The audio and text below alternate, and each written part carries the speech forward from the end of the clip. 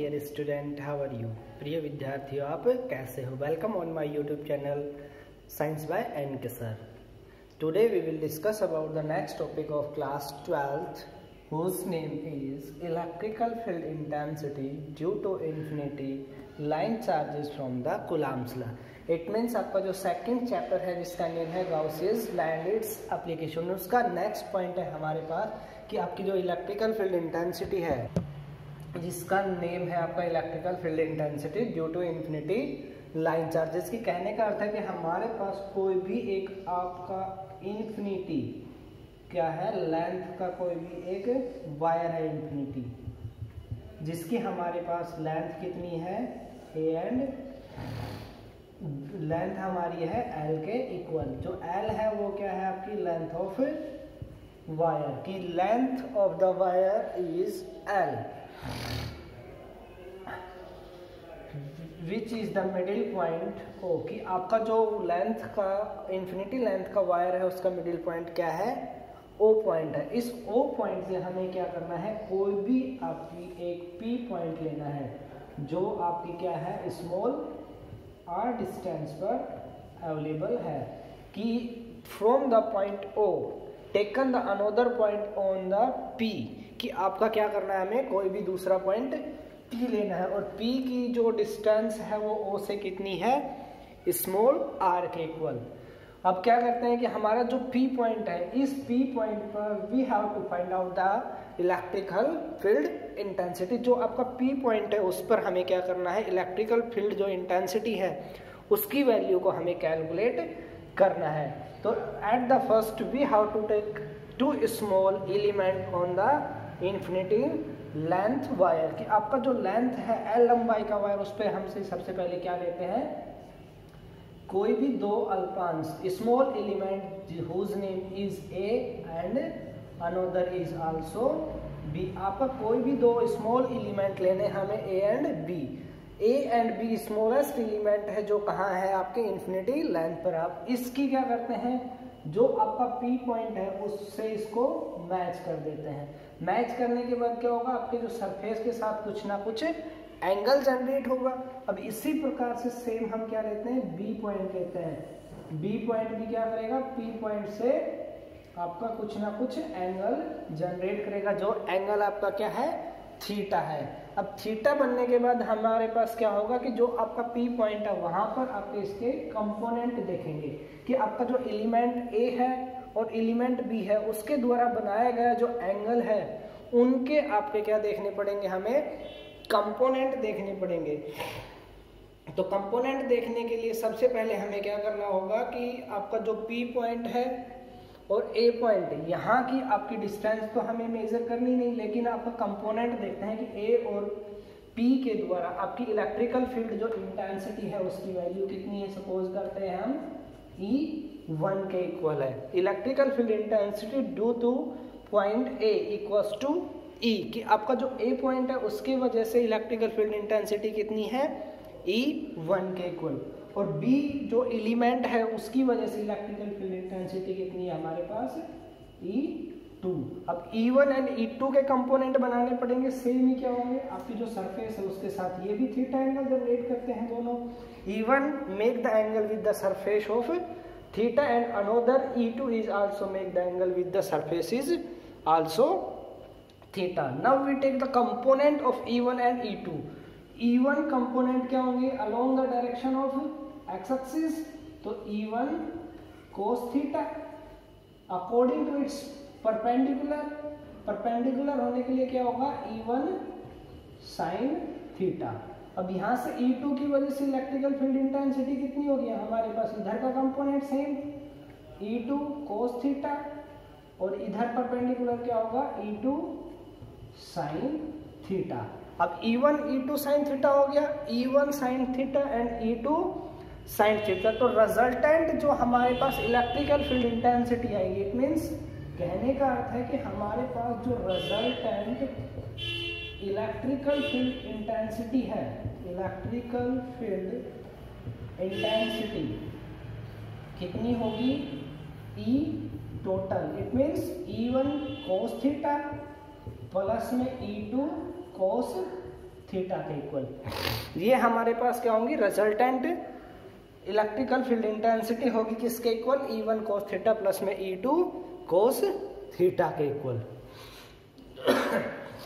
आपका जो E1 sin theta है और E2 sin थीटा है, क्या है आपके मैग्नीट्यूड के अंदर सेम है, लेकिन अपोजिट डायरेक्शन के अंदर होने के कारण क्या होता है, ये एक दूसरे को कैंसिल आउट कर देते हैं। अब यहाँ से हमें क्या सपोज करना है कि हमारे पास जो भी आपके इलेक्ट्रिकल फील्ड फाइंड आउट करना है मैग्नीट्यूड, तो हमें क्या करना होगा, सबसे पहले जो इन्फिनिटी लेंथ का वायर है उसकी वजह से क्या करना होगा, गाउसियन सरफेस की कल्पना करनी होगी। Now we imagine the Gaussian surface according to the infinity length of wire, कि आपका जो इन्फिनिटी लेंथ ऑफ वायर है उसकी वजह से क्या करना होगा, हमें इमेजिन गाउसियन सरफेस की कल्पना करनी होगी। हम मान लेते हैं सपोज ये क्या है आपका इन्फिनिटी लेंथ का वायर है और ये क्या हो गया, इसके चारों तरफ आपका इमेजिन गाउसियन सरफेस जो क्या है आपका सिलेंड्रिकल है, क्योंकि आपकी जो वायर होता है वो कैसी शेप के अंदर होता है, एज ए सिलेंडर। अब सिलेंडर के अंदर जो आपकी लेंथ रहेगी वो क्या होगी, आपकी टोटल लेंथ वायर की इक्वल, जो आपकी क्या है L, और इट मीन्स बोल सकते हो जो आपकी हाइट है, आपकी जो हाइट है वो कितनी है, लेंथ ऑफ द वायर, और लेंथ वायर की कितनी है आपकी L के लगभग इक्वल। तो यहां से हमें क्या करना होगा, आपकी जो सरफेस है उस पर सबसे पहले हमें कोई भी क्या करना होगा, एक इलेक्ट्रिकल फील्ड पी पॉइंट हमें क्या करना होगा, कैलकुलेट करना होगा कि हमारे पास ये पी पॉइंट है जहाँ पे हमारी इलेक्ट्रिकल फील्ड इंटेंसिटी किधर है, इस साइड में ही है, और हमारा पी पॉइंट भी इधर ही है। तो सरफेस हम क्या करते हैं, सबसे पहले हमें इमेजिन करते हैं कि हमारे पास 3 सरफेस जनरेट हुए यहाँ पर। Now we imagine the 3 surface will be generated by cylindrical shape due to imagine of Gaussian law, कि गाउसियस लॉ की वजह से हमारे पास 3 क्या हो गए, सरफेस जनरेट हो गए, जो आपके क्या है 3 कौन कौन से हैं आपके, फर्स्ट आपका 2 तो क्या है,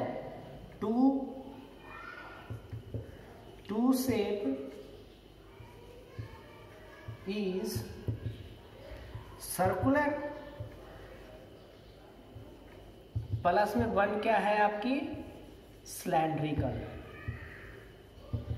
आपकी एक सरफेस तो ये है S1, दूसरी क्या है S2, तीसरी क्या है आपके पास S3। तो जो S1 और S2 है, S1 और S3 वो क्या है हमारे पास सर्कुलर, और आपकी जो S2 है वो कैसी है सिलेंड्रिकल। तो यहाँ सिलेंड्रिकल होने की वजह से हमें क्या देखना होगा कि हमारे जो इलेक्ट्रिकल फील्ड इंटेंसिटी है उनकी प्रत्येक पॉइंट पर, कहाँ S1 पर, S2 और S3 सरफेस पर हमें क्या करना होगा, इलेक्ट्रिकल फील्ड इंटेंसिटी की वैल्यू कैलकुलेट करनी होगी। तो यहाँ से हम देखेंगे कि हमारे पास इलेक्ट्रिकल फील्ड इंटेंसिटी किधर है, along the axis of P point, की पी पॉइंट के अकॉर्डिंग ही क्या है आपका, यहाँ से जो सरफेस के साथ एंगल जनरेट होगा वो कितना होगा हमारे पास, कि सरफेस क्या कर रहा है आपकी S1 के अंदर जो आपके इलेक्ट्रिकल फील्ड इंटेंसिटी है और सरफेस क्या है एक दूसरे के परपेंडिकुलर। अब परपेंडिकुलर होने के कारण जो एंगल बनेगा वो हमारा कितना होगा 90 डिग्री। और सेम इसी प्रकार से S2 सरफेस है जो कैसा है आपका सिलेंड्रिकल। अब सिलेंड्रिकल है तो इसकी वजह से जो आपका एंगल होगा वो क्या है 0। उसका रीजन क्यों है, रीजन जो हमारे पास है इलेक्ट्रिकल फील्ड इंटेंसिटी है और आपका सरफेस है वो दोनों एक ही डायरेक्शन के अंदर है।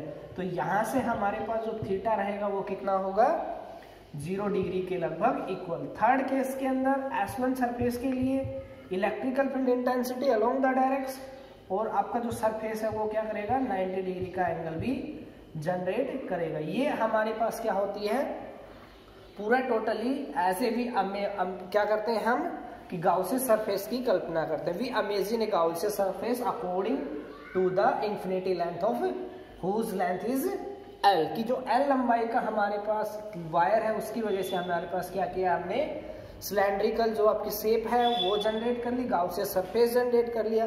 अब इन तीनों पॉइंट पर हमें क्या करना होगा इलेक्ट्रिकल फील्ड इंटेंसिटी की वैल्यू कैलकुलेट करनी होगी। किसकी वजह से गाउसियन लॉ लगाकर। अब गाउसियन लॉ क्या होता है हमारे पास आप जानते हो, गाउसियन लॉ की डेफिनेशन क्या होती है क्या आपने पिछले चैप्टर के अंदर पढ़ा था, अभी जस्ट इसी में ही, इसी का लास्ट टॉपिक था इसी चैप्टर में, जो हमारे पास क्या था, बताओ आप। इलेक्ट्रिकल फील्ड इंटेंसिटी किसके इक्वल थी, फाई बराबर में ई डॉट ds बराबर में या किसके था, summation q by epsilon naught के इक्वल, इक्वेशन नंबर 1। यहां से यदि हम जानते हैं कि जो हमारे पास गाउसेस लॉ है, गाउसेस लॉ क्या है हमारे पास, इलेक्ट्रिकल फील्ड इंटेंसिटी किसके इक्वल, E बराबर में, या ऐसे भी बोल सकते हो ई ds बराबर में summation q by epsilon naught के लगभग इक्वल। अब अकॉर्डिंग टू गाउसेस लॉ देखो आप, अकॉर्डिंग टू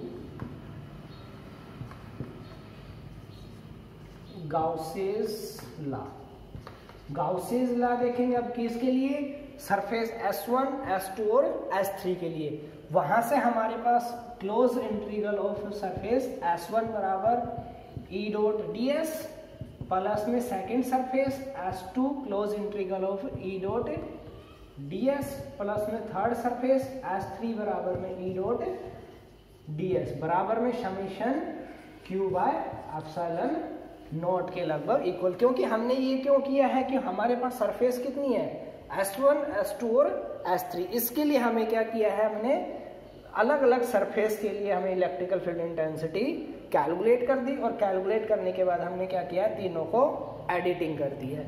अब यहाँ से हमारे पास देखो, यदि डॉट को हटाते हैं तो फर्स्ट सरफेस के लिए देखो आप, S1 close surface of E ds cos theta plus में S2 सरफेस के लिए close surface of S2 E ds cos theta plus में थर्ड के लिए S3 बराबर में E ds cos थीटा बराबर में summation q by epsilon naught के इक्वल। अब यहां से हमें क्या करना है कि now we will find out the angle between the surface and electrical field intensity, then put the value of E and cos theta. E is always constant. We know that about the electrical field intensity is always for the perpendicular to the electrical field line। क्या आपके जो surface होता है और electrical field intensity होती है वो एक दूसरे के क्या होते हैं, कितना एंगल जनरेट करती है, वो हमारी इलेक्ट्रिकल फील्ड इंटेंसिटी पर निर्भर करती है। यहां से देखो आप, यदि फर्स्ट सरफेस के लिए कहें तो हमारे फर्स्ट सरफेस के लिए एंगल कितना है, 90 डिग्री। तो क्लोज सरफेस ऑफ S1 बराबर E ds cos 90 degree plus second के लिए देखें S2 बराबर E ds cos, सेकेंड के लिए कितना है, थीटा बराबर में 0 प्लस में थर्ड के लिए S3 बराबर में E ds cos 90 degree equal to summation q by epsilon naught के इक्वल।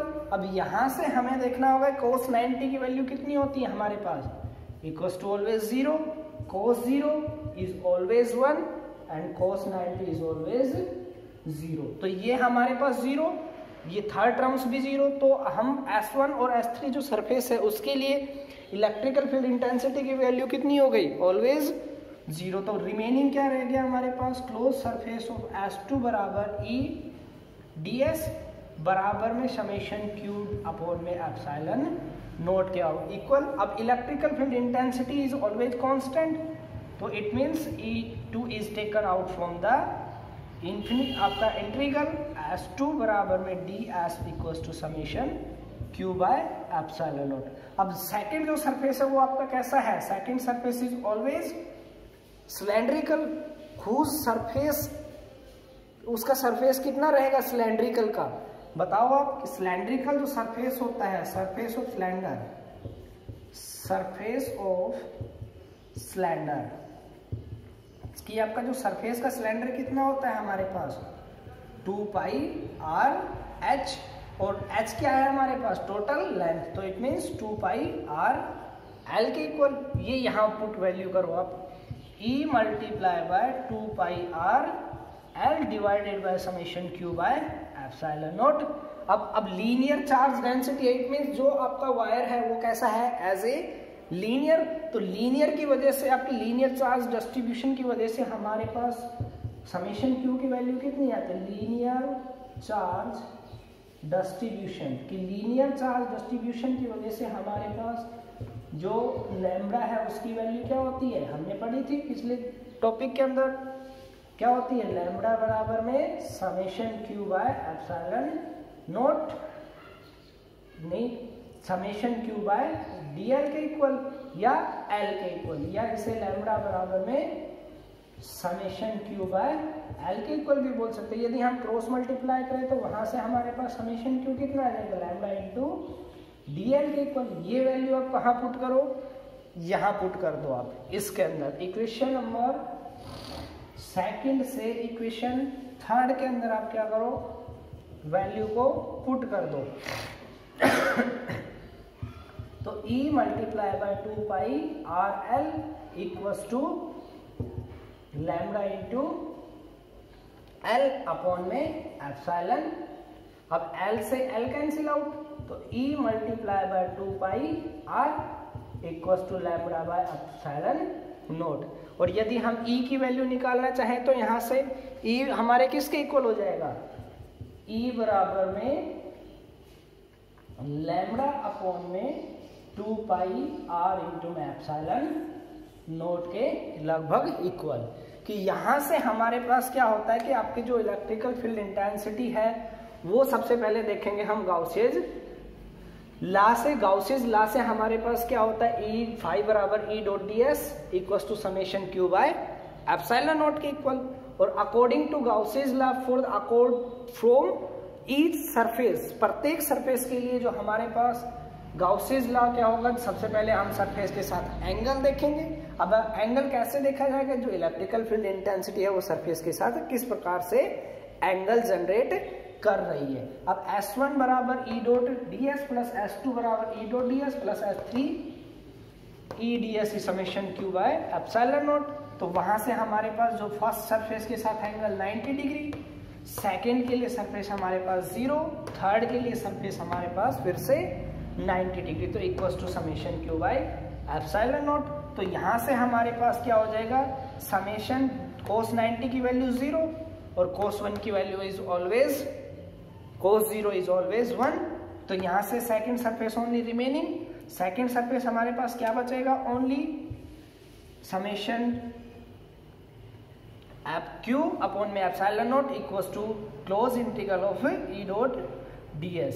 यहाँ से हम क्या करेंगे, हमारे पास जो सिलेंड्रिकल शेप है उसका एरिया कितना रहता है, 2 पाई आर एल के इक्वल, जो हम वैल्यू यहाँ पुट कर देते हैं ds की जगह। अब summation q by epsilon naught equals to e into 2 pi R L, ये वैल्यू हमने क्या किए हैं। अब यहाँ से हमें क्या निकालना होगा कि हमारे पास जो चार्ज है वो कैसा है, आपका लीनियर डिस्ट्रीब्यूशन है। इट मीन्स इस पर समान रूप से क्या है, वितरित है।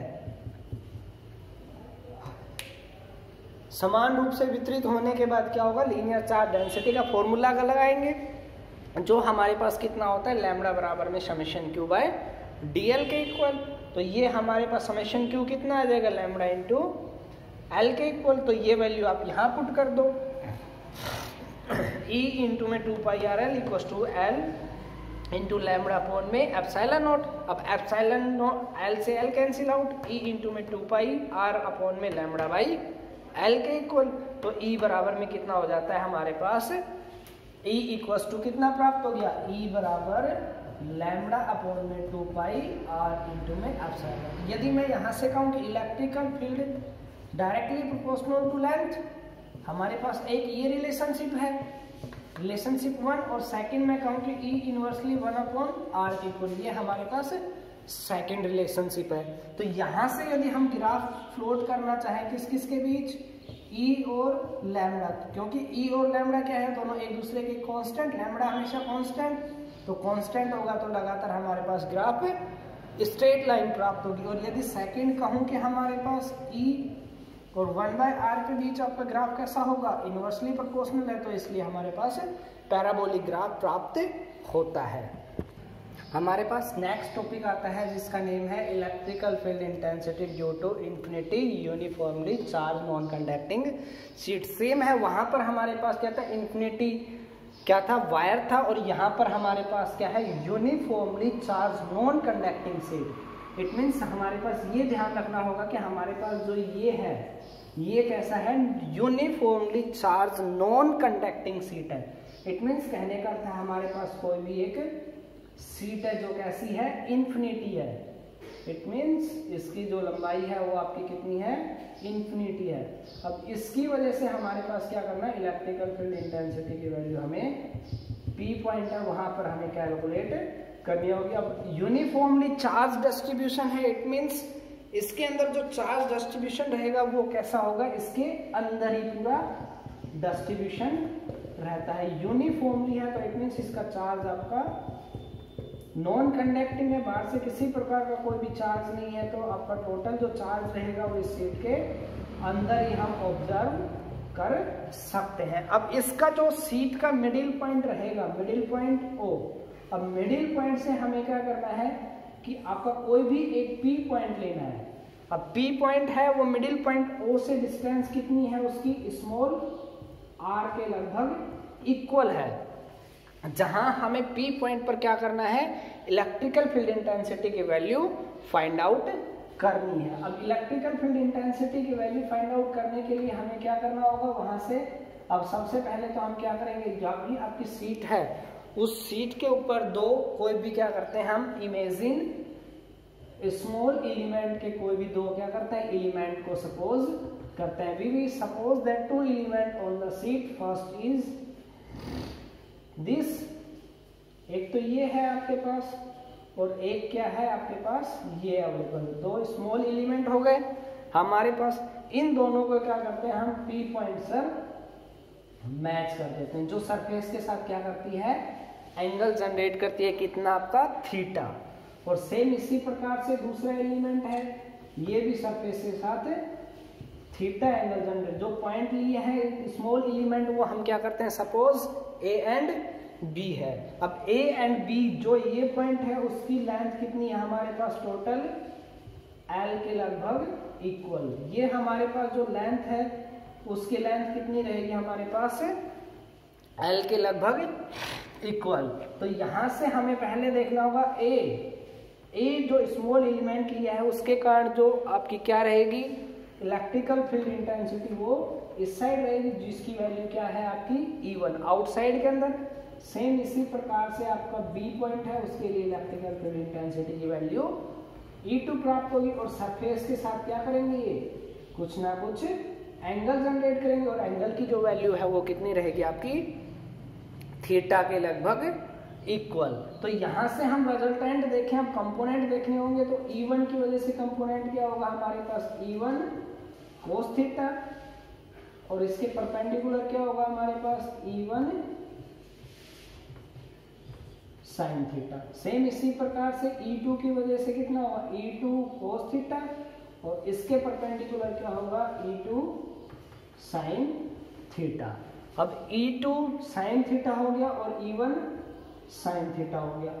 यहां से दोनों कंपोनेंट क्या होंगे हमारे पास, कि दोनों एक दूसरे के जस्ट अपोजिट है। अपोजिट है तो इट मींस मैग्नीट्यूड के अंदर सेम, लेकिन अपोजिट डायरेक्शन में तो क्या होंगे, एक दूसरे से कैंसिल आउट हो जाते हैं। तो यहां से हमारे पास देखें कि जो हमारे पास क्या है, रिजल्टेंट इलेक्ट्रिकल फील्ड इंटेंसिटी है, it means resultant electrical field intensity, electrical field intensity E total कितनी होगी हमारे पास, E1 cos थीटा प्लस में E2 cos थीटा के लगभग इक्वल। और जो हमारे पास E1 sin थीटा और E2 sin थीटा वो क्या होंगे हमारे पास, एक दूसरे से कैंसिल आउट हो जाते हैं। अब यहां से हम क्या करते हैं कि now we imagine a Gaussian surface की, यहां से हम क्या करते हैं, गाउसी सरफेस का इमेजिन करते हैं। सबसे पहले यहाँ देखो कि आपकी जो सीट है वो कैसी है, यूनिफॉर्मली चार्ज्ड है। तो इट मींस हमारे पास इस सीट के अंदर टोटली क्या होंगे, जो चार्जेस होगा वो इंटरनली सारा आपका डिस्ट्रीब्यूट होगा। अब सरफेस पर है तो हम जानते हैं सरफेस चार्ज डेंसिटी किसके इक्वल होती है, पिछली पार्ट में हमने पढ़ा था। तो वहां से हमारे पास क्या होगी, surface charge density, surface charge density किसके इक्वल होती है, sigma equals to summation Q by D S के इक्वल या ए के इक्वल।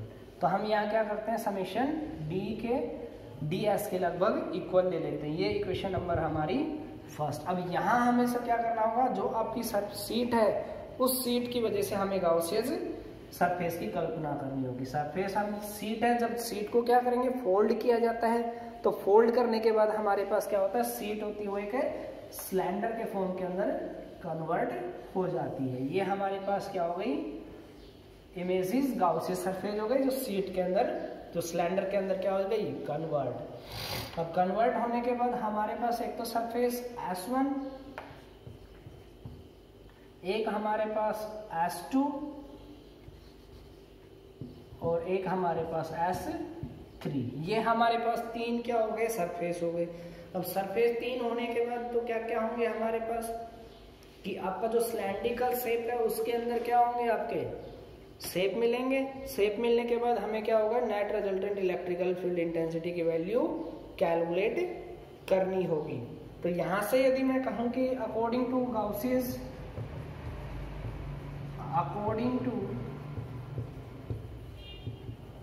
गाउसियस लॉ, कि गाउसियस लॉ के हिसाब से क्या होंगी हमारे पास, गाउसियस लॉ क्या होता है, E डॉट डी फाई बराबर में E डॉट डी एस बराबर में summation Q by epsilon naught के इक्वल। Equation number second. ये हमारे पास इक्वेशन फर्स्ट प्राप्त हो गई, जो सरफेस चार्ज डेंसिटी है किसके इक्वल होती है, सिग्मा बराबर एप्सिलॉन नॉट अपॉन में ds, और सेकंड E डॉट ds बराबर में summation Q by epsilon naught के इक्वल। यहाँ से हमें क्या करना होगा कि जो S1, S2 और S3 के लिए हमें क्या करना होगा, सबसे पहले हमें close surface integral of E dot ds plus में close surface of S2 E dot ds plus close surface of E dot ds बराबर में summation Q by epsilon naught के इक्वल। अब यहाँ से हमें क्या करना होगा, इक्वेशन नंबर थर्ड इमेजिन कर लेते हैं। यहाँ से हमारे पास जो सरफेस है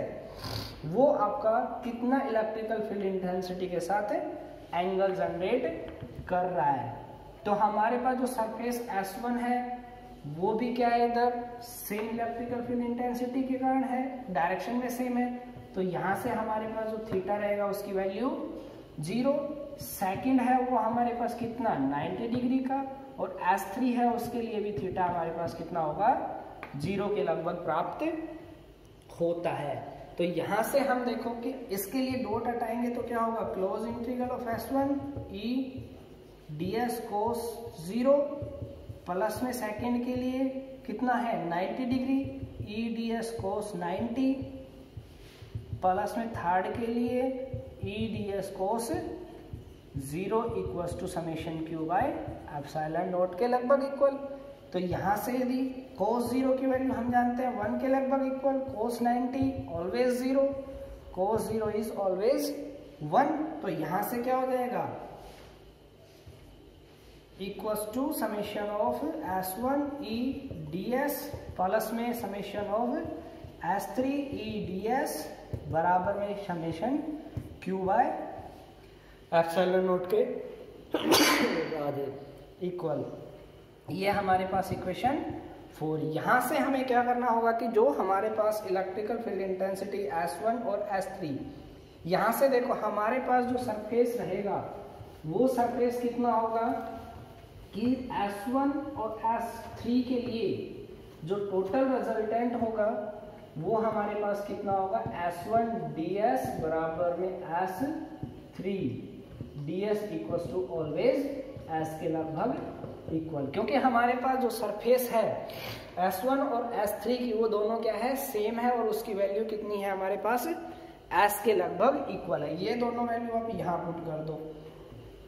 तो इलेक्ट्रिकल फील्ड इंटेंसिटी आपकी E इंटू में ds S1 के लिए प्लस में close integral of S3 E भाग इंटू में ds equals to summation Q by epsilon. ये वैल्यू यहाँ से पुट करेंगे तो क्या होगी, ds का इंटीग्रेशन S के लगभग equal S plus E into S बराबर में summation Q by epsilon naught, और ES plus ES equals to 2 ES equals to summation Q by epsilon. अब यहाँ से समेशन Q की वैल्यू कितनी थी हमारे पास, यहाँ से समेशन Q की वैल्यू निकालो आप, कितनी है, समेशन Q बराबर में सिग्मा, इससे निकालेंगे तो समेशन Q बराबर में सिग्मा इंटू DS, ये वैल्यू आप यहाँ पुट कर दो इक्वेशन नंबर 6 में। तो 2 टाइम ऑफ ES बराबर में सिग्मा इंटू DS अपॉन में एप्सिलॉन नॉट, और DS किसके इक्वल है हमारे पास, S के लगभग, और जो हमारे पास DS है वो किसके इक्वल है, S के इक्वल। तो 2 टाइम ऑफ ES बराबर में सिग्मा इंटू में S अपॉन में एप्सिलॉन नॉट, S से S कैंसिल आउट, तो 2E बराबर में सिग्मा अपॉन में एप्सिलॉन नॉट, और E बराबर में कितना हो गया, सिग्मा अपॉन में 2 एप्सिलॉन नॉट। यहाँ से हमारे पास यदि देखें कि E directly proportional to sigma और E inversely 1 upon epsilon naught के इक्वल, तो यहाँ से हमारे पास ये प्राप्त होता है।